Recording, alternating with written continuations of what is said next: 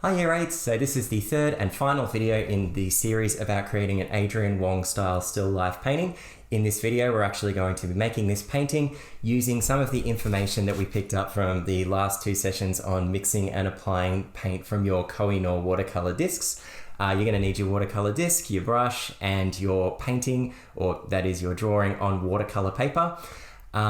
Also remember, you'll need a roll of kitchen towel and 2 containers for your water. I hope you enjoy this video and I can't wait to see the paintings that you guys make. Hello Year 8s and welcome to the final installment of, this video series where we paint this picture. I don't really know what it's called yet, but I'll think of a title before I edit it all up for you guys, probably tonight, I don't know. It's been a couple of hours and the sunlight's dying down, so I'm going to need to paint this fairly quick while we've still got some light. Hopefully I don't screw it up because I've only drawn it once. But you know, this may be something you want to think about when you're doing your painting. If you're not super confident, you may want to, if you can, sort of copy it, trace it, whatever it is, draw it on a different piece of paper first and then put it on your watercolor paper. Now, we've covered, we sort of looked at all the different colors as they come off our palette, but then we, in the previous session, we kind of mixed a whole different range of our secondary colors. So all different oranges, all different violets, all different greys. Today we want to pick a set of colors and apply them to our painting. Okay. So just a couple of quick refreshers as well before we start. We use 2 tubs of water, one for dirty water for cleaning our brush in between getting new colors, and the clean tub of water, which I've got here, which I use to get water to agitate the little cakes or tablets of watercolor and get color onto my brush.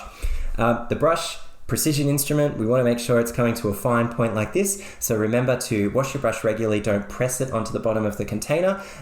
Make sure you just kind of soak it with water. You've got your scrunched up paper towel. If you don't have your roll of paper towel, make sure you go get it now because you need this the entire time that you're painting with watercolor. And once you've soaked up your brush here, you just want to soak off the excess using the paper towel here and get your brush to a nice fine point. Okay, this is going to allow us to apply color really accurately. But what color? I don't know. I haven't decided yet, so I'm going to decide right now. I'm going to think about a color scheme that I can use. I personally, I really love these purples and I really love these greens. So, you know, I might do that. Maybe a dull, let's go bright yellowy green on this side. Let's just do it. So remembering when you are agitating these like little tablet things, you know, you're pushing the paint around, just make sure that you're not squashing the brush down like this. You want to pull your brush across the top surface of the tablet to extract the color, and it may take a bit of time, but it's worth taking the time to just make sure that you get it right.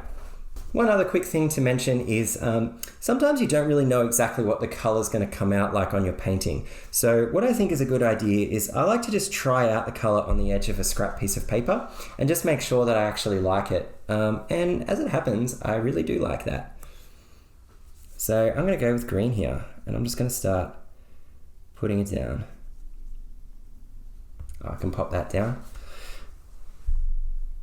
Once again, as with before when we were filling out our sheet of colors over here, I like to spin the paper around to make sure that I can see the tip of the bristles. The reason why is that I can see where the tip of the bristles is going to put paint on my piece of paper, but I can't see where the underside of the brush underneath here is going to put paint. So if I tried to paint all the way, you know, to this edge of the leaf, you know, using the back side of the brush, I don't know where to stop. Like it might just cover this entire leaf part of the drawing in this green paint, which I don't actually want.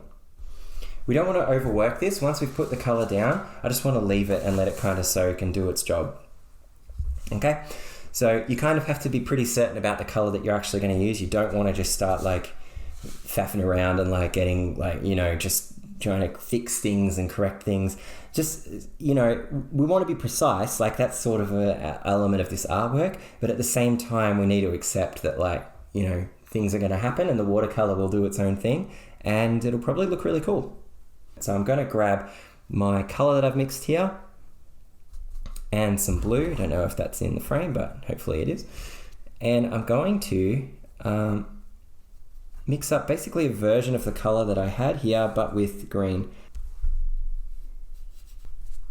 Okay, and we want to kind of work quickly here.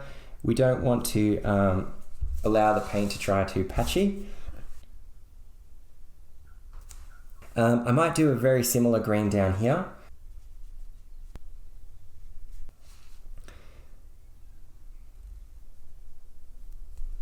This work kind of requires both precision and speed. So hopefully you've got some practice making accurate, nice areas of color.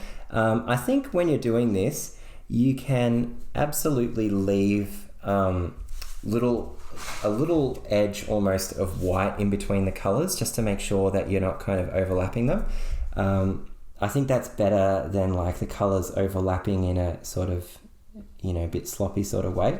I would go a little bit slower than I'm going as well. I'd mix up each color a bit more carefully and take a little bit more time just to make sure I'm placing it really accurately. I'm just going quickly just to make sure I kind of get this done in time. I want to do, this is one vase, right? But it's got a sort of curtain or something in front of it, or at least that's how I'm kind of imagining it. So what I want to do is that maybe I'll do like a duller version of each of these colors on this side. So I might get this yellow that I've mixed here, this yellowy green, and I might mix it with some red this time. And I'll grab some red. Might just try it out just to make sure it's going to look good.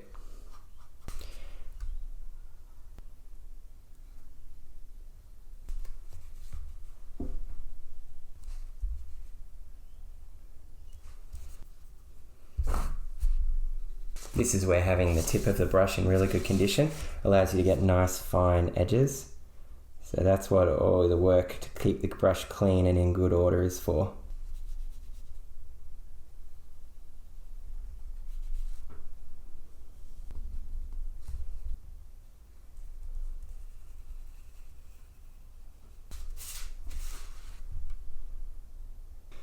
And I'll clean off my brush a little bit, because I want this to be a perfectly bright red.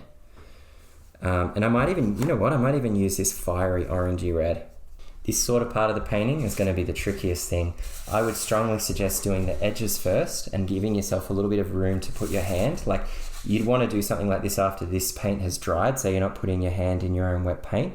But yeah, this is really all about control. So this is where, having the brush like to a nice, really sharp point like this is just going to save your life. Like, makes it so much easier. So now I might mix up like a really dark green, which I think I made by using a red and a green combined.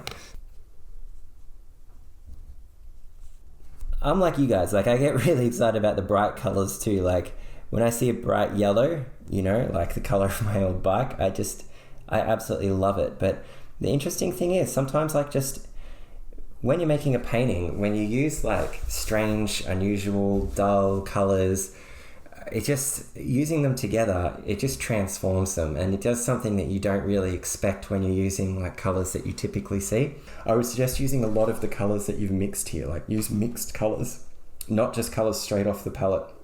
Okay, so what should we do for our leaf? I might go with an almost dark red for the leaf and stem here.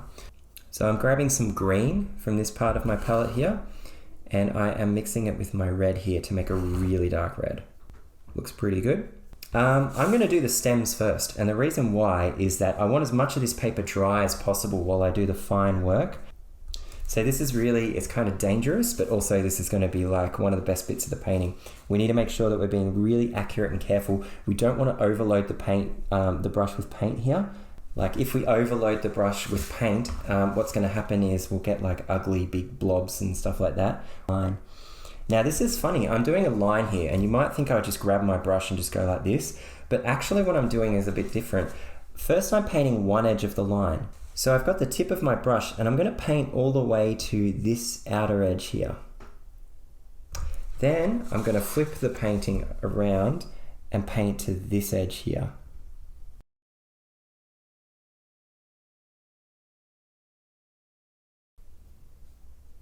Actually, you know what I might try? I might try using a little bit of white with my red. I have a feeling it could make a really nice pink. Usually I wouldn't mix white with a color, but I just kind of have this feeling that like I'm going to get some really beautiful pinks if I try it out. And yeah, that looks really, that's good.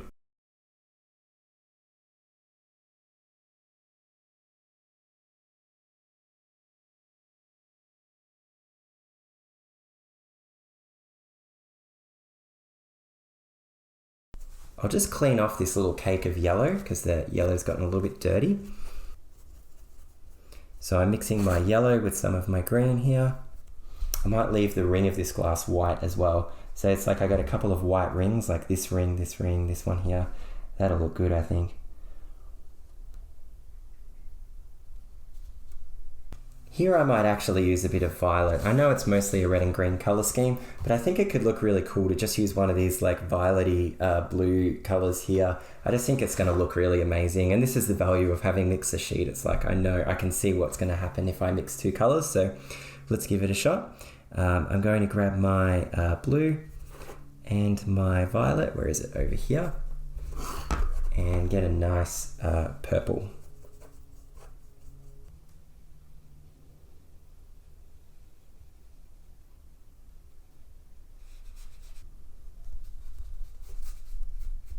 While we're doing crazy purple, why not chuck in a purple sky? Didn't really plan to do that, but you can just give it a go, see what it's going to look like. Something like this. Got to be extra careful here not to touch any of the paint that I've put down, because that will kind of cause the two colors to bleed together. And I don't think that will look good. So I'm okay to leave that tiny little bit of white in between the two areas of color. And I'm always turning my page so the tip of the bristles is right where I can see it, so that I can control where the paint's going to be. Made a little mistake there. The way I'll correct that is just by grabbing the paper towel and soaking it up a bit. If you're going to do that, make sure you do it before the paint has had time to settle in and soak into the paper surface.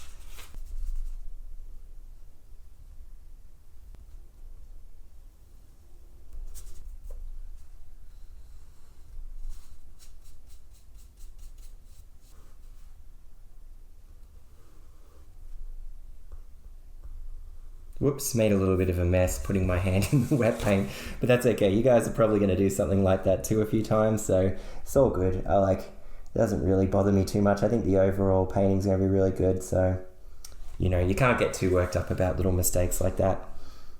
Only thing you can really do to prevent that is to just go really, really slowly and just make sure if each section that you've painted dries before you start doing the next section, or at least the sections close by to that section, then it'll help you to reduce the amount of mistakes you make, but you're always going to make mistakes. So it's like, you just kind of have to accept a certain amount of, fallibility. It's just going to happen. Yeah, so like I said, I didn't plan for this painting to look like this, but I am really pleased with it. I didn't expect it to, I thought I'd be using totally different colors, but using these colors as inspiration really helped me to get a result that I didn't expect, and it looks really cool. I hope you guys enjoyed the video, and I hope I get to see you soon.